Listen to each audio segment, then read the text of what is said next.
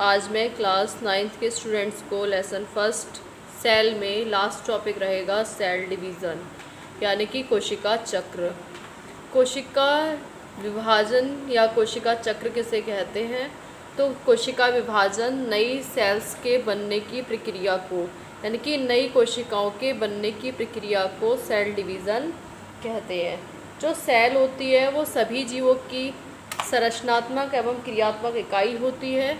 कोई भी जीव जो होता है उसकी कोशिका में क्या होती है? वृद्धि होती है, उसे कहते हैं हम सेल डिवीज़न। ऐसे मान लीजिए जैसे कोई भी सेल है छोटी सी, वो क्या करेगी? वृद्धि करेगी। वृद्धि करने के बाद उसमें जो जेनेटिक मटेरियल डीएनए पाया जाता है वो डीएनए रेप्लिकेट करता है यानी कि द्विगुणित होता है, और उसके बाद होता है कोशिका विभाजन यानी कि सेल डिवीज़न। उसके बाद क्या बनती है? नई कोशिकाएं बनती हैं। ओके, अब इसमें क्या होता है कि सेल साइकिल किसे कहते हैं? ये तो होता है सेल डिवीज़न। कोई छोटी कोशिका है, वृद्धि करेगी, वृद्धि करने के बाद डीएनए रेप्लिकेट करेगा, डीएनए रेप्लिकेट करने के बाद कोशिकाओं का बंटवारा हो जाएगा।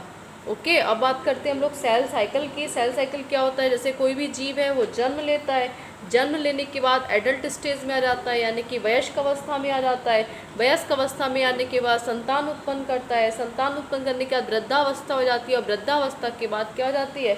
उसकी मृत्यु हो जाती है। वो होता है सेल साइकिल यानी कि कोशिका का चक्र इस प्रकार से चलता रहता है। तभी कहते हैं हम कि हम इतने छोटे से इतने बड़े कैसे हो जाते हैं? तो किसके कारण हो जाते हैं? सेल डिवीज़न के कारण। सेल डिवीज़न के कारण हम इतने छोटे से इतने बड़े हो जाते हैं। नेक्स्ट आता है प्रोसेस ऑफ सेल डिवीज़न। कोशिका विभाजन की प्रक्रिया क्या है? सबसे फर्स्ट आता है आपका माइटोसिस, जिसे हम क्या कहते हैं? समसूत्री विभाजन कहते हैं।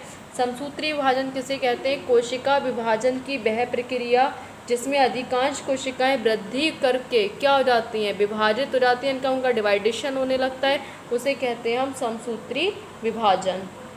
ओके, समसूत्री विभाजन में क्या होता है आप देखिए, ये कोई सेल है ना, कोई कोशिका है, इसको हम लोग नाम दे देते हैं पेरेंट सेल। ठीक है, पेरेंट सेल का मतलब होता है एक मात्र कोशिका। ये मात्र कोशिका है, ये मात्र कोशिका क्या करती है? वृद्धि करती है, धीरे धीरे क्या करती है? वृद्धि करती है, और इसके समरूप दो कोशिकाएं बन जाती हैं। कितनी कोशिकाएं बन जाती हैं? दो कोशिका बन जाती है, यानी कि इसमें एक कोशिका डिवाइड होकर के दो कोशिका बनाती है। ये जो क्रोमोसोम्स हैं, इनमें जो क्रोमोसोम्स की संख्या अगर 46 है, मान लीजिए इनमें क्रोमोसोम्स की संख्या 46 है, तो इनमें भी क्रोमोसोम्स की संख्या कितनी होगी? 46 होगी। यानी कि मात्र जनक जो होता है यानी कि जो पेरेंट सेल होता है उसमें जितने गुणसूत्रों की संख्या होती है उतनी ही गुणसूत्रों की संख्या उनकी संतति कोशिकाओं में होती है। यानी कि इसमें गुणसूत्रों की संख्या अपनी मात्र कोशिका के गुणसूत्रों की संख्या के समान होती है, जिसे हम क्या कहते हैं? समसूत्री विभाजन कहते हैं। ओके, ये विभाजन क्या करता है? जो जीव होते हैं उनमें ग्रोथ करता है तथा टिश्यूज़ में क्या करता है? मरम्मत करने का कार्य करता है या मरम्मत में सहायता करता है। ओके, नेक्स्ट आता है आपका मियोसिस। मियोसिस का मीन्स होता है यहाँ पर अर्धसूत्री विभाजन। क्या होता है?